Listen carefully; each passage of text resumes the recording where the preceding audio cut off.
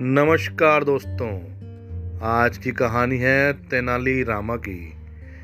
कहानी को पूरा सुने और आपको इस कहानी में बहुत ही मज़ा आने वाला है। तो कहानी का शीर्षक है रेत की पोटली।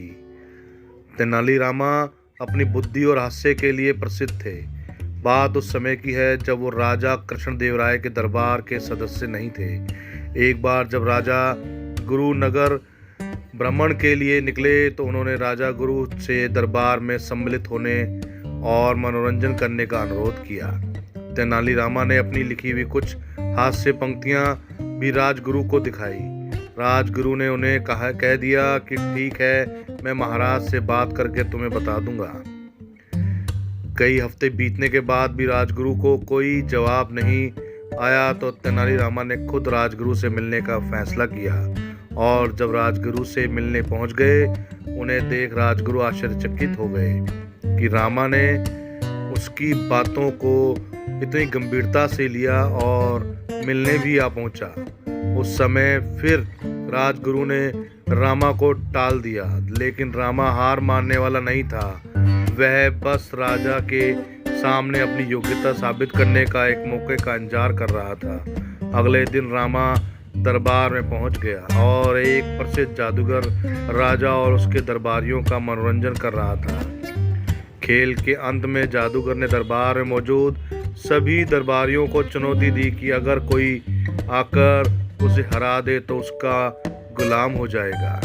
कोई भी दरबारी आगे नहीं आया। यह देख राजा को शर्म आ गई। तभी रामा ने खड़े होकर घोषणा की कि वह जादूगर को चुनौती दे सकता है। राजा ने रामा को देखा और बोले, ठीक है, यदि तुम जादूगर को हरा दोगे तो मैं तुम्हें सोने से भरा एक थैली उपहार में दिया जाएगा। दूसरे दिन जब रामा दरबार की ओर जा रहे थे, तभी उस जादूगर ने रामा को देखकर कहा, रामा, तुमने चुनौती स्वीकार कर बहुत गलत किया।